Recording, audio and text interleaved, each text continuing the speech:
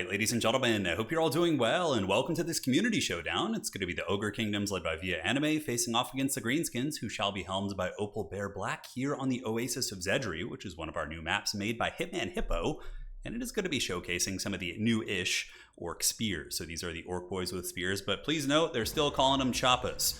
As far as the build goes here for the Ogre Kingdoms, it is going to be some Ogre Bull Iron Fists on the side, which is good against Greenskins. Greenskins actually do have a surprising amount of shooting. The Orc Air Boys, Rusty Errors, all that stuff, that can really add up and do a ton of damage. So I do think that the preferred choice would probably be the Iron Fists as well as the dual weapons, which are very good, especially on a map like this when there's a lot of trees for you to kind of obscure the arrows with. Now, the Snowhorn of Morn is pretty sweet, especially if you have healing in this matchup. It's not good in all matchups, obviously, but the Slaughtermaster is going to be healing it, and I believe it has like 40% missile resist, or it's only 20%, or I guess it's just the super high armor. Oh, there it is. Yeah, it has Glacial Defense, which can be activated, giving it 20% missile resist. I knew it's somewhere I had seen 40% before, but when you activate that in tandem with the healing, it can sure absorb a million Greenskin missiles and be a huge terror piece, which we all know Greenskins hate. Nobblar Trappers in the front is very disruptive, and a nice little meat shield there. On the side, a couple more Ogre Bulls as well as a Saber Tusk pack for a little bit of periphery pushing. For the Greenskin build, it's going to be a proper WOG. We got the Orc Boys, Orc Air Boys, and this is definitely really, really good for the Orcs in this matchup. The fact that they now have spears. I mean, of course, you had Orc Biggins and Savage Orc Biggins and plenty of anti-large tools via Orc Boar Boys, but having a cheap chap infantry with anti-large that can go there and, you know, stand up to an Ogre Bull unit is pretty sweet. And it's going to be Azag in the sky, a nice sniper. You could just fly overhead and Spirit Leech the Slaughtermaster, which I honestly think would be the right call. If you just get Azag and just spam Spirit Leech the Slaughtermaster the entire game, the Ogre Kingdoms player is going to have to make a tough choice. Am I going to be healing the Slaughtermaster and keeping my Lord alive, or am I going to be healing the Snowhorn, which is what you want to be healing, right? Now, as far as the objectives go, Objective 3 is going to be taken by the Ogre, so both players have their home objectives, and the Ogres are quite a bit quicker. They do have the faster movement speed, so the Ogre Bulls with their 50+ movement speed, they do waddle up, and they got their big beaten sticks, and are ready for the advance of the WOG. Although the Greenskins a little bit more on the defense out of the gates. Where is the first Spirit Leech going to go? Also forgot to mention there is some shooting here for the Ogre Kingdom, so you do have a Lead Belcher sitting very, very deep set, which can, you know, keep Azag honest, or at least force your opponent to micro a little bit. And the Ogres are going to go for a triple cap. I'm really surprised Opal Blackbear is letting this happen. I would think maybe Azag would come over, although, yeah, he's very risky to dive with. If you get trapped in the Ogre mass and he dies, it's just going to be GG, right? But no, they're not going to be contesting that. Maybe, oh, it looks like he's saving for something. He's got 2,000 in the bank. The Ogre Kingdom's at 1440, and oh, it's the Arachnarok Spider. How cool is that?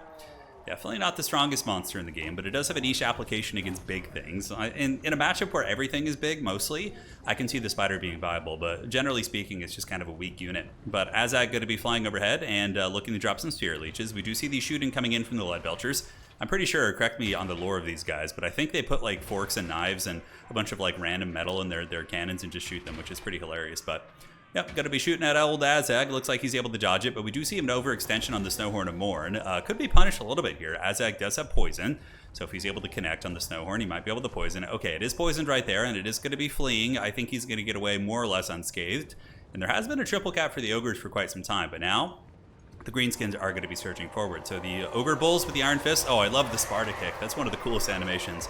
When Ogres run in there and just give him the good old Chuck Norris roundhouse kick.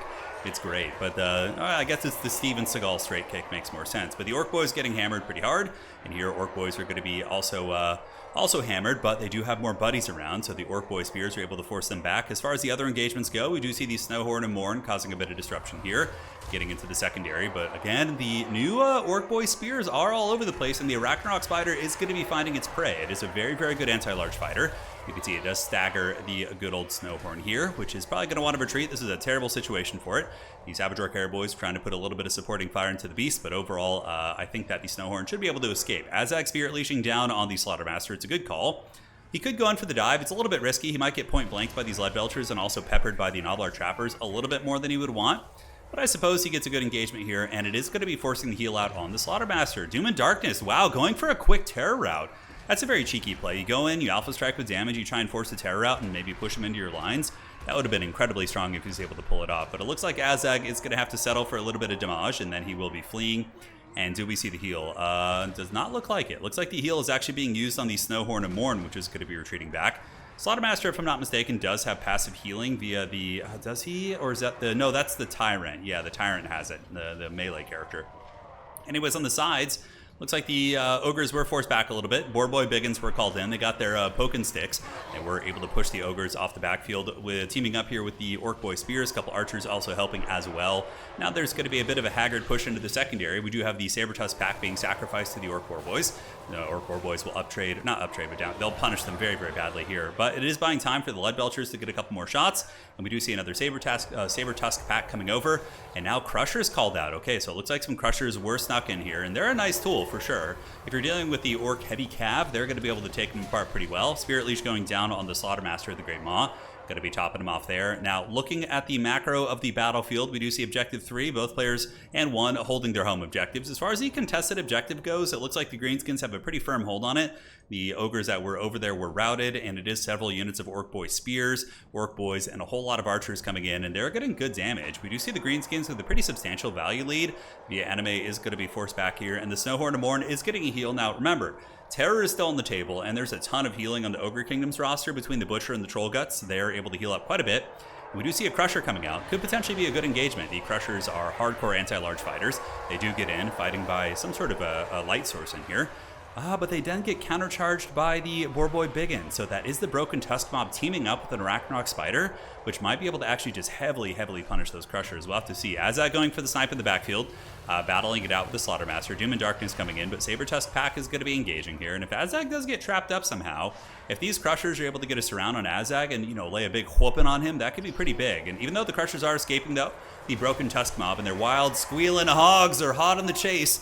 They're going to be lancing down many of these Crushers, or at least one of them, and soon more to follow, I would imagine, as getting really aggressive here, and certainly a character that rewards good micro and good decision-making, but he is a bit of a glass cannon. Azag has pretty low melee defense at 32, and Wyverns, of course, aren't the tankiest monsters in the old world. Man-Eaters with Great Weapons coming across, but Ogres do have do seem to be kind of losing ground here, whereas the good old Greenskins seem to be maintaining their position very firmly here. We do have the Snowhorn, though, getting a nice penetrating charge, a lot of damage on impact against the Savage Orc Air Boys.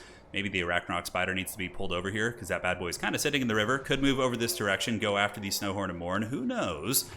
Now, what are the Ogres going to call in? We do have the Slaughtermaster. Looks like a Troll Guts is going to be going down, most likely on the Slaughtermaster himself, or it looks like he was casting some sort of magic, but I guess he wasn't.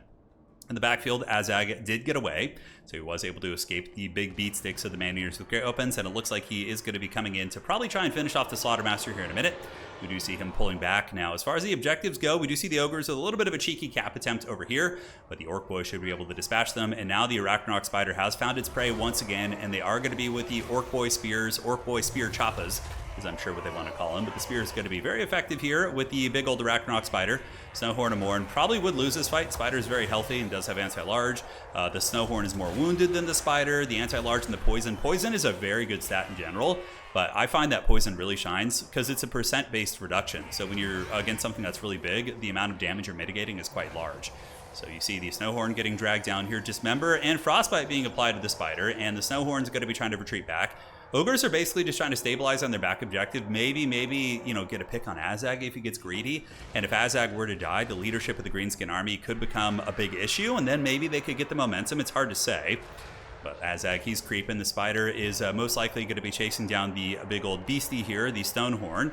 On the other side of the battlefield, it looks like the remnants of the Ogre push that we saw over here has been dispatched by the Greenskin Wog, and they're going to be securing that objective. So really it's just kind of home field defense here for the Ogre Kingdoms. But we're going to see, over the course of a long game with that healing, we got 9,000 against 5.5. With healing, it's probably more like 9 against 7,000, but that's still a pretty substantial advantage. But we've seen Greenskins just like lose games where you're like, whoa, what the hell, they were ahead and they're still ahead. But then leadership becomes an issue, right? But so far, Opal Blackbear has done a very good job of keeping Azag alive and making sure he doesn't get trapped up. And we do see the Spirit Leech and Terror Route going down here on the Slaughtermaster. He's going to be rallying. I don't know about the Wind's Magic situation. He has used a lot of heals here. So he's had pretty good discipline, making sure to use his heals on the Snowhorn, because that's obviously his big terror piece, which is his carry. And he still managed to keep the Slaughtermaster alive. Butcher very clutch. So that is the Ogre Kingdom's army ability. And now Azag is going to be getting attacked by the big hammer boys. He's going to take some heavy-duty damage. You saw about 400 damage go down right there. Azag needs to get out of this. If he lapses in his micro and Azag gets caught here, that is going to give them a glimmer of hope for sure. So Greenskins still have the 2 objectives. We do see the score being taken over by the Greenskins, I think. No, actually, Opal Blackbear is still behind it. The Ogre Kingdoms really have that cap for that long. I guess they did. Maybe I missed it and they had it for some time. But yeah, we do see the Greenskins, I think, in more of a commanding position. Arachnarok Spider getting a little bit smashed up, though. And maybe that healing is starting to add up here. I don't know.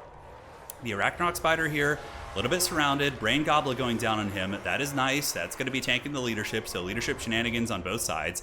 And you see what I'm saying? You're like, it looks like a crushing Greenskin victory in terms of value. But like suddenly you're like, wait a second. Is this game closer than it looks? And again, that really becomes more of a thing when you're looking at healing, right? So here we see the Ogre Kingdoms sitting on currently 785 points. And the good old Greenskins are going to be sitting on 700 here. You can see the 2 victory tickets per second rapidly catching up in score. I guess the Ogre Kingdoms did have the Greenskins capped in the beginning, triple capped for a period of time, which gave them that points lead. So that is probably what's being reflected here. Dismember going down, slowing down most of the Greenskin army. We still have the Crushers healthy. The Butcher was able to get some fat heals. Azag, man, he was like a sliver away from killing that Slaughtermaster, which would have completely clutched and probably ended the game there. Savage Orcs moving in, going to be pretty terrible against any of these big things, but Savage Orcs can do okay DPS against like basic Ogres and Noblars and Saber Tusks. Anything that's like lightly armored and not like super big, they do pretty well against. But Orc Warboy Biggins are in the battlefield. There's a side objective being stolen. Doesn't look like it. This is really nice, being able to leave an Orc Boy Spear over here, which can solo, you know, because previously, like, cheap Orc Jaffa units could never solo an Ogre Bull, but now that the Orcs do have a Spear unit, that's a huge win for them, because, like, these guys could solo the Saber Tusks, could probably still fight off an Ogre Bull, even their very tattered state. And now we see the victory tickets start to shift in the favor of the Orcs, so the WOG, they're starting to pass up. Azag gets in and goes for another sniping attempt, but it looks like the Slaughtermaster was able to Benny Hill away, and he does get a Troll Guts on him. So here, maybe via Anime's last stand, it could be kicking in. Maybe there's a comeback opportunity for him. The Saber Tusks looks like they're just feasting on some Savage Orcs here. Definitely could see them come across and get on these Orc Air Boys. And the Snow Horde of Morn, this thing has been raid bossing at this game. It's gotten 1800 value too. Glacial Defense was activated, so it did have a ton of missile resist. Oh my god, and the Butcher. Okay, I suddenly think we have a game. Because right now, I think with the amount of healing and the fact that the Arachnarok went down, and Azag is getting canned as well. Oh my god, this is a comeback for the Ogre Kingdoms. The value is only 2,500 difference, and the healing has far exceeded that this game. The amount of healing we've seen on the Butcher, as well as the Snowhorn here, or the Slaughtermaster, excuse me. You know what? I think that we're going to see an Ogre Kingdoms victory. I've seen this many times before, but Azag, you know, letting him drop here, you're going to be seeing massive hemorrhaging on leadership here, and the Ogre's healing has been just massive this game. What an insane comeback by Via Anime. I really thought that Opal Blackbear was going to be clutching that one, but no. The Spider getting dragged down in tandem with Azag dying, that is going to be enough to maybe give the momentum back. And like, there's so many close calls, right? If at any point during the game, Opal Blackbear had killed the Snowhorn, which was like on death's bed, as well as like just like 200 more HP damage on the Slaughtermaster, he wins the game. But you know, sometimes at high-level gameplay, it can come down to that, right? On the other side, the Spears, they held valiantly, but were overwhelmed by almost 3 times the value in units, or maybe twice the value here. There are going to be some Spider Riders, Savage Orc Air Boys coming in, as well as Orc Boys. You know, Orc Biggins and Savage Orc Biggins are still really good in this matchup, and I think are worth mixing in for sure. And here we're going to be seeing Hobo Goblins coming in. We do see the Orcs passing in value, so maybe they're going to go for a Helm's Deep situation. If they can stabilize this side objective with some mobility, and it looks like they will, I think. As long as these Orc Boys arrive in a moment, they should be okay.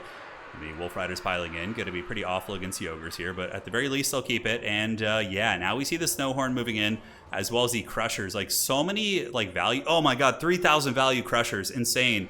And on the backside, there's just going to be more Ogres swarming in. I think that's GG. I mean, honestly, the Greenskins are looking pretty dead in the water value-wise, and the game is a little bit too close. We'll do some fast-forwarding here and see. This objective is going to be taken by the Chungus Kingdoms, but the far side objective is still owned, but it's not a triple cap situation. He could just win on 2 objectives. So as long as the Ogres just hunker down here, which it looks like they're doing. Now back to live action here. We do see the Massacre being popped and a couple Noblar Chappers and the Snowhorn. Like, even this thing with like 800 HP, 900 HP, whatever it has, is going to be such a value piece. Probably going to lead to terror routes on a relatively healthy unit. Like, late game terror against Greenskins is just freaking brutal. Now over here on objective number 2, the WOG is holding on, but Sabertusk packs are going to be closing in. Some Ogre Bulls have come across from the far side and are going to be piling in towards objective 2, I would imagine. And here we do see the Ogre Kingdoms getting this objective, and man, it is such a close game though. In terms of the value, we do see Opal Blackbear hanging on to the side objective, but he will be passed on just 2 points. That is 100% the case.